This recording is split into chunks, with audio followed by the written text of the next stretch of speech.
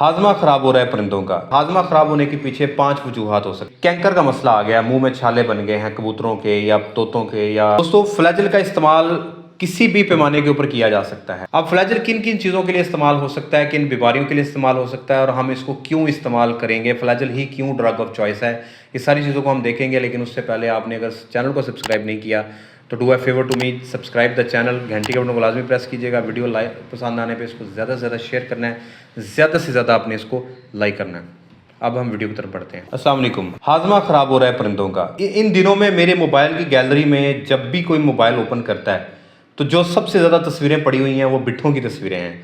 हर तरह का परिंदा जिन्होंने भी रखा है, तोते रखे हैं, कबूतर हैं, गोल्डन मिसरी है, जो भी परिंदे हैं, घर में रखने वाले परिंदे हैं, उनका हाजमा ख़राब हो रहा है। बिट्ठों की तस्वीरें आ रही हैं। बर्ड सुस्त होकर मुंह फुला के बैठ जाता है, मुंह फुला के से मुराद पर फुला के बैठ जाता है, खाना पीना नहीं करता। और अगर पिंजरे के अंदर दो हैं, नर और मादा हैं, तो मादा मुंह फुला के बैठी हुई है या नर मुंह फुला के बैठा हुआ है। तो ये प्रॉब्लम आप लोगों के साथ आ रही है। प्रॉब्लम ये जो हाजमा ख़राब हो रहा है, हाजमा ख़राब होने के पीछे 5 वजूहात हो सकती हैं। पहली वजह माहौल की तब्दीली। आपने एक जगह से दूसरी जगह पर बर्ड को शिफ्ट किया, उससे हाजमा ख़राब हो जाएगा। दूसरी चीज़ खुराक की तब्दीली। खुराक अगर आपने तब्दील की है तो उसमें भी हाजमा ख़राब हो जाता है। अगर एक खुराक आप साफ़ सुथरी दे रहे थे, अगली टॉक्सिसिटी यानी माइकोटॉक्सिन्स हैं, उसमें फंगस लगी हुई थी या कोई उसमें कॉक्सी का जरासीम था, कोई भी जरासीम था, तो वो बर्ड का हाजमा ख़राब कर देगा। या उसकी पीएच भी अगर पानी की डिस्टर्ब होगी तो वो ये भी खुराक के अंदर आ रहा है, ठीक है, तब भी हाजमा ख़राब हो सकता है। तीसरी चीज़ कोई बैक्टीरियल इन्फेक्शन आ गई। आजकल प्लोरम का मसला बहुत आता है, साल्मोनेला प्लोरम यानी कि बेसिलरी वाइट डायरिया। अगर आप बेसिलरी वाइट डायरिया के ऊपर वीडियो देखना चाहते हैं तो यहाँ मैं लिंक दे रहा हूँ, साल्मोनेला बाय डॉक्टर कामरान, तो वीडियो आपके सामने आ जाएगी। चौथा प्रोटोजोल यानी कि कॉक्सी का मसला हो सकता है या कैंकर का इशू हो सकता है, मुंह में छाले बनना शुरू हो गए हैं। और पांचवा मसला बायोसिक्योरिटी। अगर आप प्रॉपर सफाई नहीं रख रहे परिंदों की और वो बुरादा चेंज नहीं कर रहे, बार बार पैकिंग कर रहा है गंदे बुरादे के ऊपर, तो उससे भी उसका हाजमा ख़राब हो जाता है। अब हाजमा ख़राब होने में हम एंटीबायोटिक्स देते हैं, लेकिन आप लोग सवाल करते हैं कि हमें कोई एक ऐसी दवाई बताई जाए जो तमाम चीज़ों को कवर कर ले।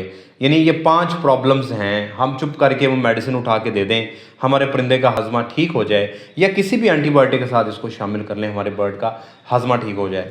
दोस्तों आपके सामने जो आज मैं एक सिरप लेके आ रहा हूँ, आप लोगों ने इसको पहले इस्तेमाल भी किया होगा, आपने अपने बच्चों में, अपनी ज़ात पे और परिंदों पे भी इस्तेमाल किया होगा। इंसानों वाले मेडिकल स्टोर से, किसी भी स्टोर से बड़ी आसानी से मिल जाता है और इसका नाम है फ्लैजल सिरप। मैं इसकी तस्वीर लगा रहा हूँ साथ। फ्लैजल सिरप के अंदर मेट्रोनिडाजोल एक सॉल्ट होता है जो कि एंटीबायोटिक के तौर पे भी काम करता है, एंटी प्रोटोजोल के तौर पे भी काम करता है, एंटी अमीबिक ड्रग भी है। अगर आपके परिंदे का हाजमा ख़राब हो चुका है किसी भी वजह से, उसमें हो सकता है फ्लैजल का।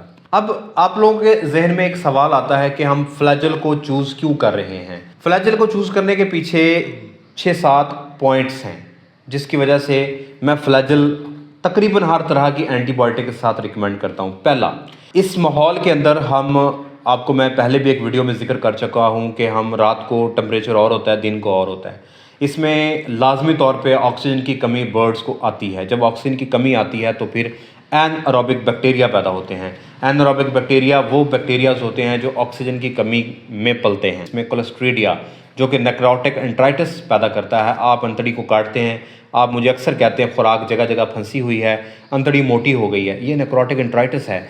इसकी ट्रीटमेंट के लिए भी आप फ्लैजल दे सकते हैं, एंटीबायोटिक के साथ मिला के भी दे सकते हैं, अकेला फ्लैजल भी इस्तेमाल किया जा सकता है।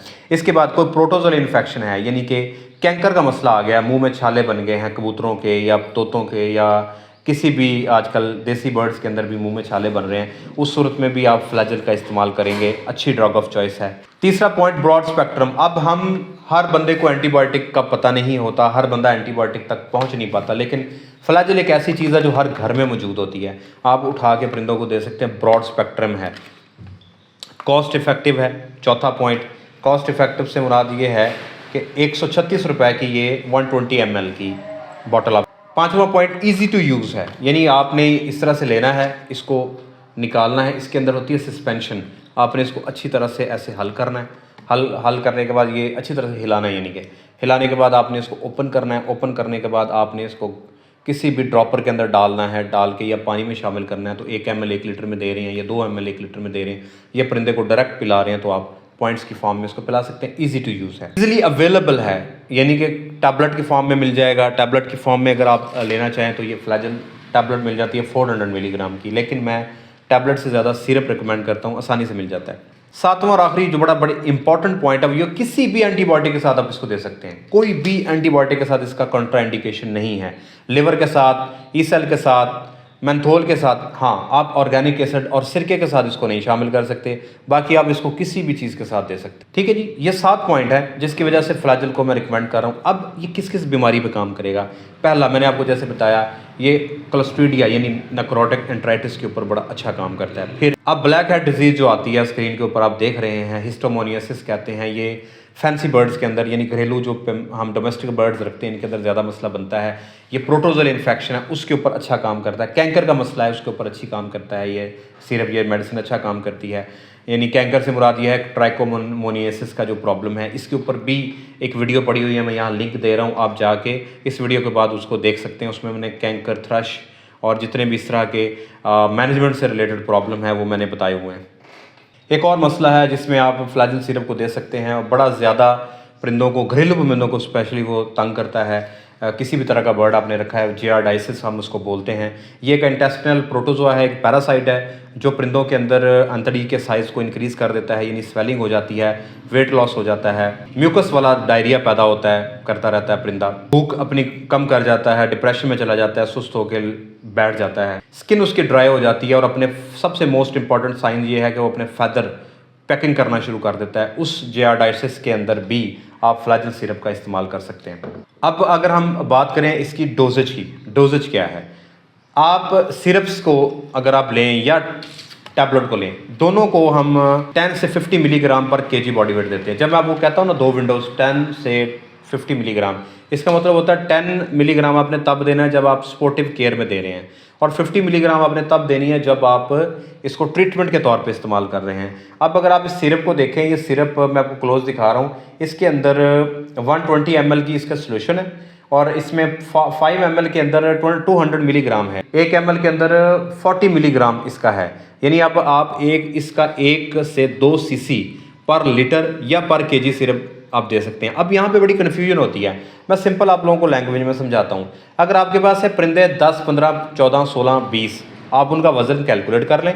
फ़र्ज़ करें 20 परिंदों का वज़न 20 किलोग्राम है, तो आप इसका 20 ml 1 लीटर पानी में या 2 लीटर में या 6 लीटर में जितने पानी में वो पी रहे हैं आप डाल के उनके सामने रखते हैं, और ये 24 घंटे की डोज़ है। ठीक है, 12 से 24 घंटे की डोज़ है।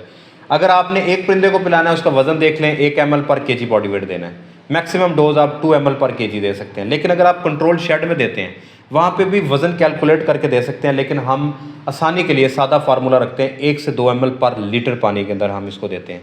12 घंटे का पानी देना है, किसी भी ड्रग के साथ डाल सकते हैं, ऑर्गेनिक एसिड, और आपने सिरके के साथ इसको नहीं मिलाना। इसी तरह आप देखें टैबलेट का नुकसान क्या है। टैबलेट है 400 मिलीग्राम की एक गोली है, अब आपने देना है 40 मिलीग्राम, यानी आप इसके 10 हिस्से करेंगे, 10 हिस्से करके 1 किलोग्राम के परिंदे को एक गोली खिलाएंगे।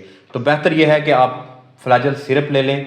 सिरप का इस्तेमाल ज़्यादा बेहतर है। इस्तेमाल करने से पहले आपने इसको हिला लेना है, हिलाने के बाद आपने इसको इस्तेमाल करना है। दोस्तों, फ्लैजल का इस्तेमाल किसी भी पैमाने के ऊपर किया जा सकता है। आपके परिंदे का किसी भी वजह से हाजमा ख़राब है, आप फ्लैजल दे सकते हैं। आपका परिंदा किसी बीमारी की वजह से बीमार है, आप डॉक्टर तक नहीं पहुंच रहे, आपको फ़र्स्ट एड देनी है, आप उसको फौरी फ्लैजल इस्तेमाल करवा सकते हैं। आप ये मान के चलें कि आपके परिंदे के साथ कोई भी बैक्टीरियल, प्रोटोजोल, पैरासिटिक कोई भी प्रॉब्लम होगा तो आपने फ्लैजल को इस्तेमाल कर देना। ईजी टू यूज़ है, सेफ़ टू यूज़ है, यानी इसका एंटीबायोटिक्स की तरह एक नुकसान नहीं होगा। बाज़ लोग ये कहते हैं जब मैं ऑगमेंटन रिकमेंड करता हूँ कि ऑगमेंटन देने से डायरिया हो जाता है, बिल्कुल इंसानों में भी होता है, लिहाजा आप उसके साथ भी फ्लैजल इस्तेमाल करेंगे तो डायरिया वाली सिचुएशन नहीं आएगी। ज़रूरी नहीं है कि आप फ्लैजल सिरप ही इस्तेमाल करें, आपने मेट्रोनिडाज़ोल इस्तेमाल करना है। मेट्रोनिडाज़ोल सॉल्ट के अंदर किसी भी कंपनी का कोई भी सिरप जिसके अंदर मेट्रोनिडाज़ोल हो आप इस्तेमाल कर सकते हैं। दोस्तों, वीडियो आपको कैसी लगी आपने लाइक के बटन को छू के बताना है, ज़्यादा से ज़्यादा वीडियो को शेयर करना है। अगर आपने चैनल को सब्सक्राइब नहीं किया तो चैनल को सब्सक्राइब करें, बेल आइकन के बटन को, घंटी के बटन को लाजमी प्रेस कीजिएगा। और अगर आप लोग मुझसे रब्ता करना चाह रहे हैं, नीचे व्हाट्सएप का नंबर दिया जा रहा है, उस पर मुझे रब्ता कर सकते हैं। अगर आप मुझे सपोर्ट करना चाह रहे हैं, आप मेरे फेसबुक पेज पे मुझे फॉलो करें, नीचे मैं लिंक दे रहा हूँ, इसके ऊपर जाके स्टार्स या आप वीडियो और रील्स के ऊपर स्टार्स भेज सकते हैं। तो आप याद रखिएगा, अगली वीडियो तक के लिए अल्लाह हाफिज़।